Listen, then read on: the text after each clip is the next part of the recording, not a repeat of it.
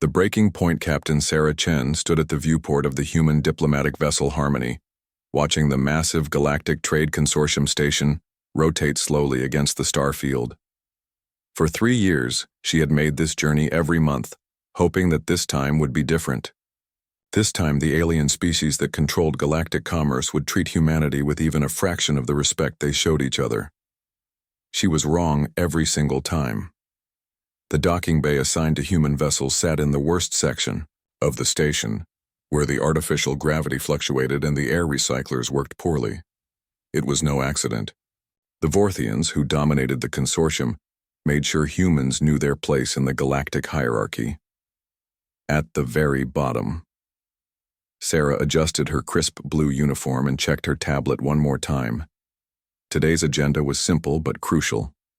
The human colony on Kepler 442b was facing a deadly plague that had already claimed 300 lives. The vaccine existed, sitting in the cargo hold of the medical frigate Mercy just 2 systems away. All Sarah needed was standard passage clearance through Vorthian-controlled space. It should have been routine. Emergency medical supplies always received priority passage according to galactic law. But when it came to humans, the consortium had a talent for finding exceptions. The meeting chamber was a testament to alien arrogance. The ceiling soared 40 feet high, designed to accommodate the towering Zalaxians and their ceremonial plumes. The Vorthians had insisted on keeping the temperature at their preferred 95 degrees, knowing it made humans uncomfortable. The seats were shaped for alien anatomies, leaving Sarah perched awkwardly on the edge. Ambassador Zixtal glided into the chamber, his forearms moving in practiced gestures of dismissal before Sarah even spoke. His serpentine body was adorned with the golden bands that marked his status among the Vorthians. Behind him came representatives from 6 other species, all of whom had learned to look down on humanity during their brief 50-year membership in galactic society. Captain Chen, Zixtal's voice carried the same condescending tone she had grown to despise. I assume you're here about another human problem that requires our generous assistance? Sarah kept her voice steady. Ambassador, I'm requesting emergency passage clearance for the medical frigate Mercy through the Arcturus corridor. The Kepler colony is facing a plague outbreak. Without immediate medical intervention, we could lose 10,000 lives within the week. The chamber fell silent except for the hum of alien translation devices. Then Zixtal began to laugh, a sound like grinding metal that made Sarah's teeth ache. Emergency passage, he repeated, sharing amused glances with the other delegates. How very human to declare everything an emergency. Your species has been in space for barely a century. Perhaps if you had invested in proper medical facilities instead of those primitive research stations, you wouldn't face such crises. The Kraltech representative, resembling a massive insect with crystalline eyes, clicked his mandibles in agreement. The humans always want special treatment. They pay the lowest membership fees and contribute nothing to consortium security, yet they expect the same privileges as founding species. Sarah's tablet displayed the real numbers, the ones the consortium preferred to ignore. Humans paid 3 times the membership fees of any other species when adjusted for population and economic output. Human research had led to breakthroughs in food production, medical technology, and faster-than-light communication that benefited every member world. But facts had never mattered in these chambers. The standard passage fee for the Arcturus corridor is 50,000 credits, Zixtal announced. However, given the security concerns raised by your medical cargo, we'll need to implement additional safety protocols. The emergency processing fee will be 250,000 credits payable in advance. Sarah felt something cold settle in her stomach. The human colonial budget couldn't absorb those costs without cutting life support to 3 other settlements. Ambassador, those children will die without this medicine. Surely we can arrange standard emergency passage under Galactic Medical Statute 447b. Statute 447b applies to established medical crises, the Zalaxian delegate interjected, her voice a musical trill that somehow managed to sound cruel. Human colonies are still considered experimental settlements. They don't qualify for full statutory protection. The words hit Sarah like a physical blow. For 50 years, humanity had followed every rule, paid every fee, and endured every insult, believing they were earning their place in galactic civilization. Now she understood the truth. They were never meant to be equals. They were meant to be a cautionary tale, a reminder to other species of what happened when you lacked the strength to demand respect. "I see," Sarah said quietly, her voice carrying across the chamber with a clarity that made several delegates shift uncomfortably. "You're telling me that human children don't qualify for the same medical protections as alien children?" Zixtal's golden bands seemed to gleam brighter as he leaned forward. "I'm telling you that if humans want the full benefits of consortium membership, they need to prove they deserve them. Pay the fee, Captain Chen, or find another route." There was no other route. The Arcturus corridor was the only passage that would get the medicine to Kepler in time. Every delegate in the chamber knew it. They were forcing humanity to choose between bankruptcy and the deaths of thousands. Sarah stood slowly, her tablet clutched in hands that remained perfectly steady despite the rage building inside her chest. For 3 years, she had come to these meetings believing in diplomacy, in the power of reason and mutual respect. She had been naive. "Very well," she said, her voice carrying a finality that seemed to surprise the assembled delegates. "I'll need to consult with Earth before authorizing such a significant expenditure." Zixtal waved dismissively. "Take all the time you need, Captain. Though I should mention that corridor traffic tends to increase during this season. The fee may need to be adjusted upward if you delay too long." Sarah nodded once and walked from the chamber without another word. Behind her, she could hear the delegates already moving on to other business, the plight of human children forgotten as quickly as it had been dismissed. In the corridor outside, Sarah activated her secure communicator and sent a coded message that had never been used before in human diplomatic history. 3 simple words that would change everything. Protocol 0 authorized. The response came within minutes from Admiral Helena Martinez, head of Human Colonial Defense. Confirmed. All units switching to active status. The galaxy is about to learn what happens when you push humanity too far. Sarah looked back at the chamber doors one last time. Inside, the aliens continued their meeting, completely unaware that they had just made the greatest mistake in galactic history. They had forced humanity to make an impossible choice, and humanity had chosen a third option that none of them could imagine. For 50 years, humanity had been patient. They had endured insults, paid unfair fees, and accepted second-class status because they believed in the promise of galactic civilization. They had built their colonies on the frontier worlds nobody else wanted, developed technologies that made everyone's lives better, and asked for nothing but the chance to prove themselves worthy of respect. What the other species had mistaken for weakness was actually strategic patience. Humanity had been watching, learning, and preparing for the day when patience would no longer be enough. That day had finally arrived. Across the galaxy, human vessels began to move with purpose that had been hidden for decades. Cargo ships that had seemed slow and clumsy suddenly demonstrated maneuverability that defied alien understanding of human technology. Research stations that appeared barely functional began broadcasting signals that interfered with military communications across 12 systems on Earth. Admiral Martinez stood in the command center that didn't officially exist, surrounded by technologies that humanity had never revealed to their alien neighbors. The holographic display showed every human asset in known space, and many in spaces the aliens believed were empty. "All stations report ready," her aide announced. "Operation New Dawn is green across all parameters." Martinez nodded grimly. "Send the message to all consortium members. Humanity is no longer asking for permission." The revelation. The first sign that something had changed came not with explosions or battles, but with silence. Across the galaxy, human diplomatic channels simply went quiet. No more requests for passage clearances, no more applications for mining permits, no more carefully worded protests about unfair treatment. After 50 years of constant communication, humanity had suddenly stopped talking. Ambassador Zixtal noticed it first during his morning briefing on the consortium station. His aide, A nervous Vorthian junior diplomat named Kessitar reported that all scheduled human meetings for the week had been cancelled without explanation. Cancelled? Zixtal's four arms gestured in confusion. The humans never cancel meetings. They're obsessed with their diplomatic protocols. That's not all, Ambassador, Kestar continued, his voice trembling slightly. Our long-range sensors show unusual movement patterns from human vessels throughout the sector. Their cargo ships are moving in formations we've never seen before.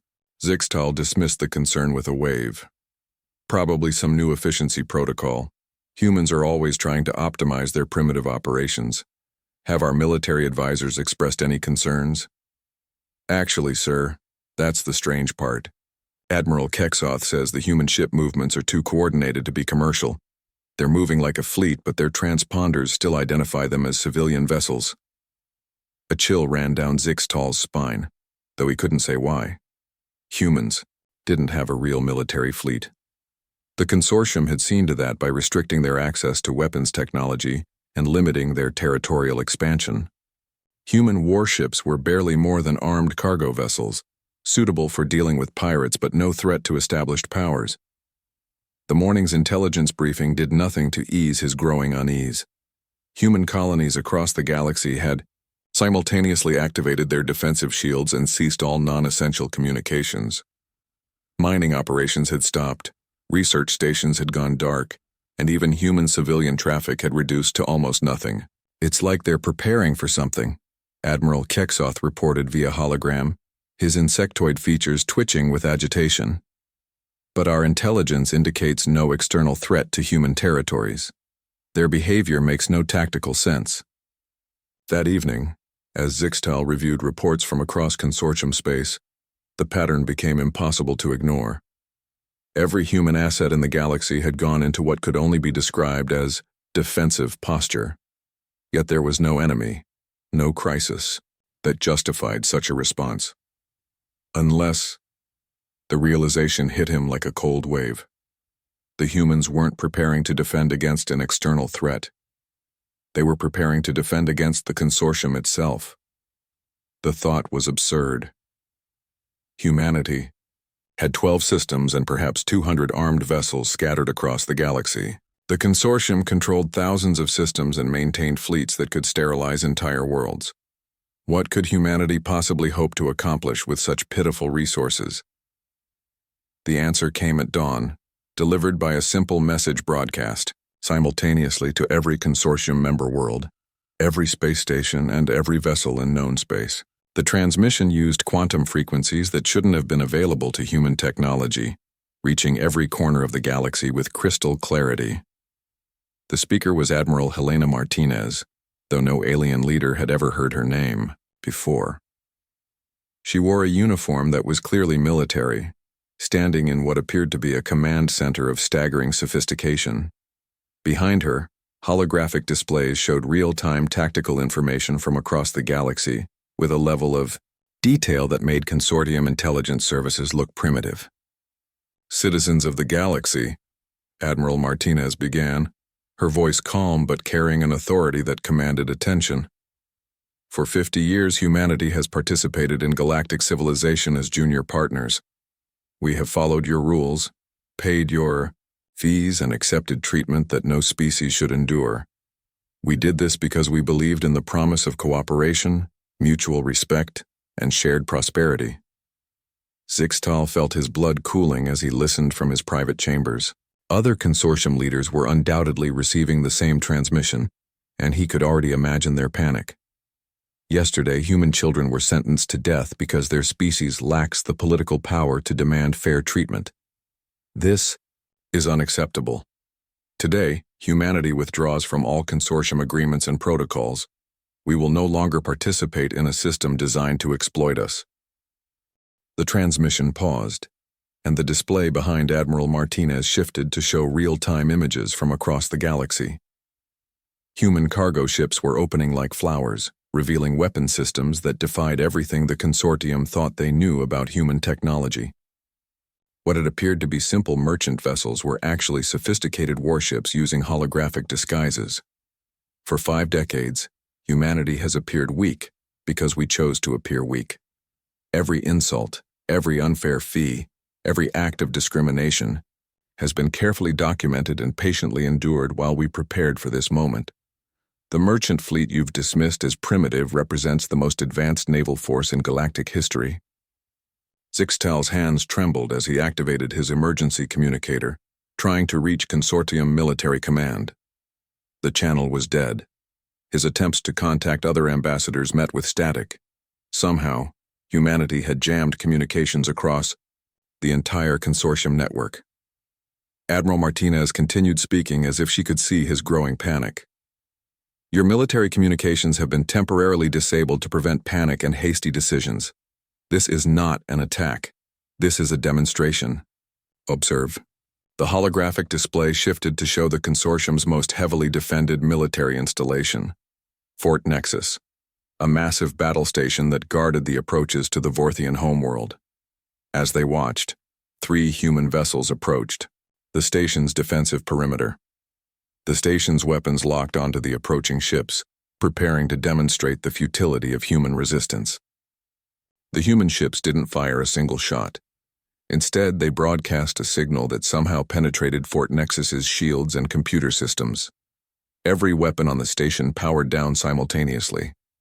The artificial gravity fluctuated briefly. Life support systems reset to minimum power, and emergency lighting bathed the entire facility in red.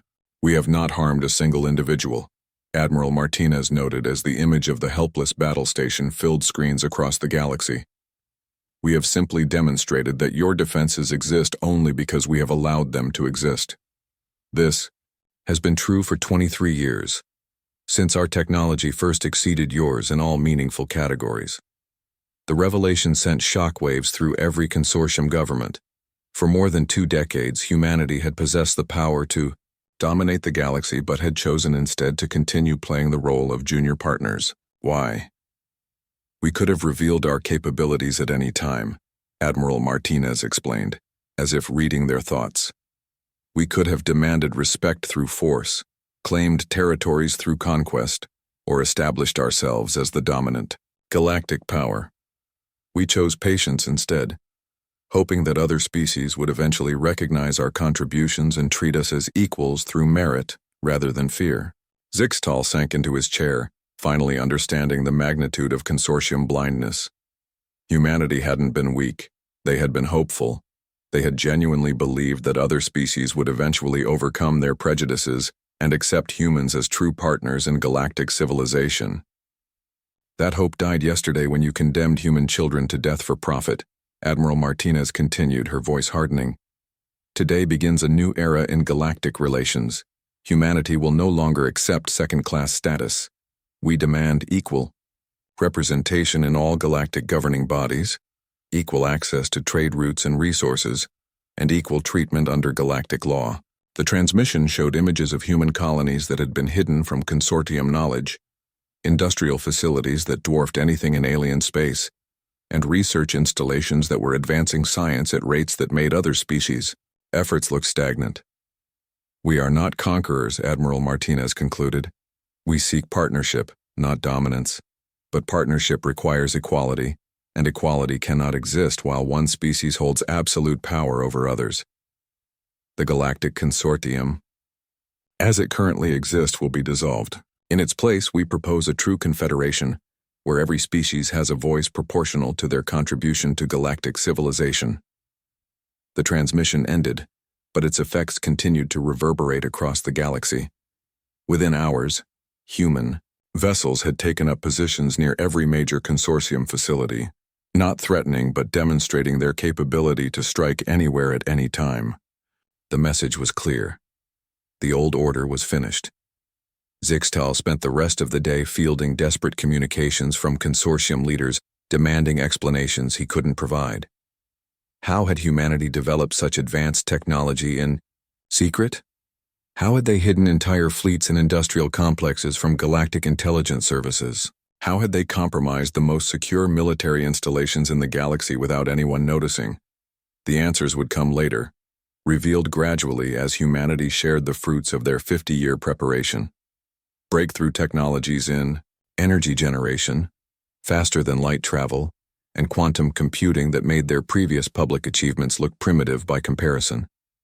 Manufacturing capabilities that could supply the entire galaxy, hidden in systems the consortium had, dismissed as worthless frontier worlds. Most shocking of all was the revelation that humanity had been quietly monitoring all consortium communications for decades, analyzing every decision, every policy, and every private conversation between alien leaders.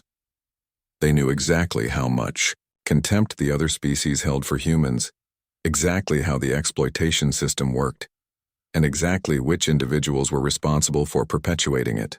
But there would be no revenge, no punishment for decades of mistreatment.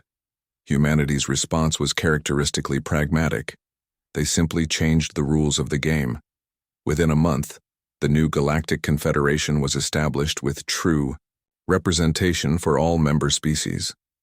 Trade policies were restructured based on actual economic output rather than political favoritism. Military cooperation became genuine partnership rather than domination by a few powerful species. The plague on Kepler 442b was cured within days once human medical facilities were allowed to operate at full capacity. The vaccines that the consortium had held hostage for profit were distributed freely, along with advanced treatments that reduced recovery time from weeks to hours. Years later, historians would mark the moment when Captain Sarah Chen walked out of that consortium meeting chamber as the turning point in galactic civilization. The day humanity's patience finally ended became the day the galaxy learned to embrace true cooperation instead of exploitation. Ambassador Zixtal, eventually reassigned to a research position studying human diplomatic strategies, would often reflect on the profound lesson his species had learned. There is a difference between appearing weak and being weak, and the species, wise enough to understand that difference, had always been the most dangerous ones in the galaxy. Humanity had never been weak. They had simply been patient. And when their patience ran out, they didn't lash out in anger or seek revenge for decades of mistreatment. Instead, they built something better for everyone. That, more than any demonstration of technological superiority, was what truly made them a species worthy of respect.